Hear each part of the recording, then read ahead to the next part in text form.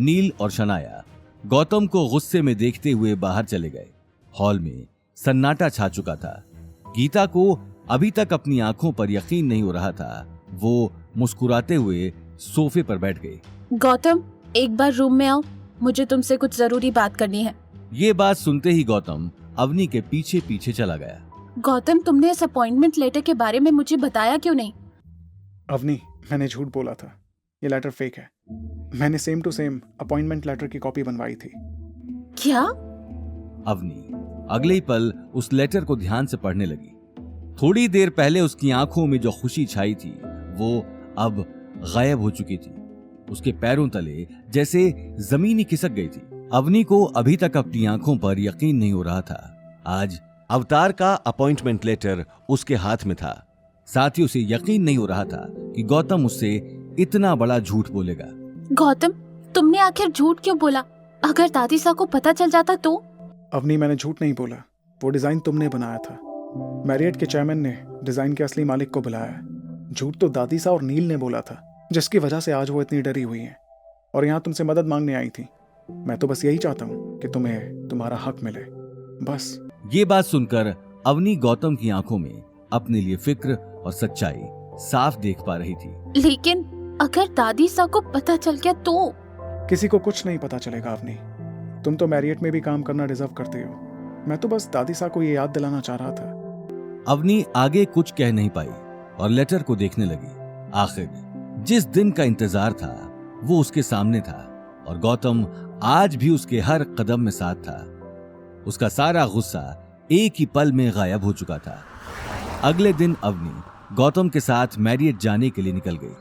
दादीसा ने सुबह ही कॉल करके उसे टाइम पर आने को कह दिया था। दादीसा कॉन्ट्रैक्ट साइन होने में किसी भी तरह की गलती नहीं करना चाहती थी। कार से जाते हुए अवनी एक टक बाहर देख रही थी। आज जोधपुर की हवाओं में उसे एक अलग सी कशिश दिखाई दे रही थी। देखते ही देखते गौतम ने कार पार्किंग में लगा दी और अवनी के साथ बिल्डिंग के अंदर चला गया। ऑफिस के अंदर पहुंचते ही सभी लोग मुस्कुराते हुए अवनी को देख रहे थे।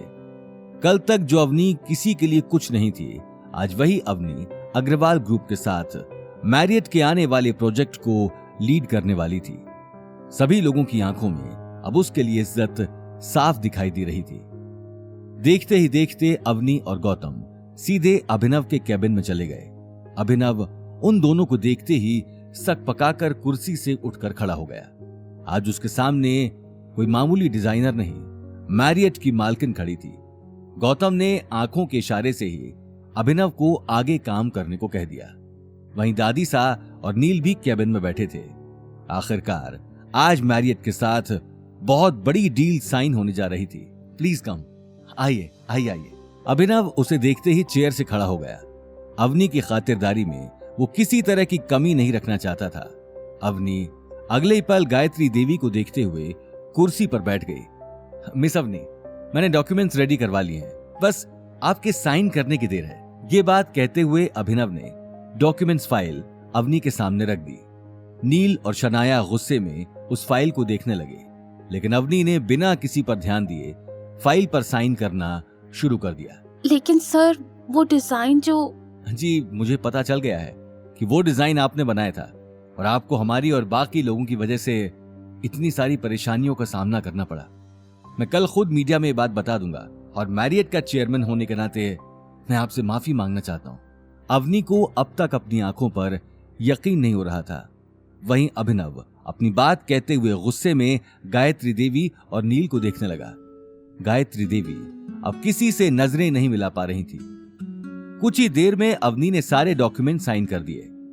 प्रोजेक्ट को लेकर डिटेल में बातचीत भी हो चुकी थी। अवनी की बातों में एक अलग ही तरह का जोश था। उसे अपने डिजाइन की छोटी से छोटी डिटेल्स अच्छे से पता थी। वहीं सभी डॉक्यूमेंट साइन होने के बाद गायत्री देवी और नील ने राहत की सांस ली। गायत्री देवी अब फूंक फूंक कर अपने कदम उठा रही थी। कुछ ही देर में सभी डॉक्यूमेंट्स की फॉर्मेलिटी पूरी हो गई। अवनी, आई एम सॉरी तुम्हें परेशानी उठानी पड़ी। You did a great job. तुम चाहो तो आज रेस्ट कर लो। कल से तुम और गौतम ऑफिस ज्वाइन करके आगे का काम शुरू कर सकते हो। ये बात सुनते ही अभिनव ने अवनी के साइन किए हुए डॉक्यूमेंट्स अपनी शेल्फ में रख लिए और गौतम को देखने लगा। जी दादी सा। आगे की कहानी जानने के लिए देखिए अगला एपिसोड सिर्फ पॉकेट एफएम के यूट्यूब चैनल पर और रॉयल वारिस के सारे एपिसोड्स को सुनने के लिए डिस्क्रिप्शन में दी लिंक से डाउनलोड करें पॉकेट एफएम ऐप।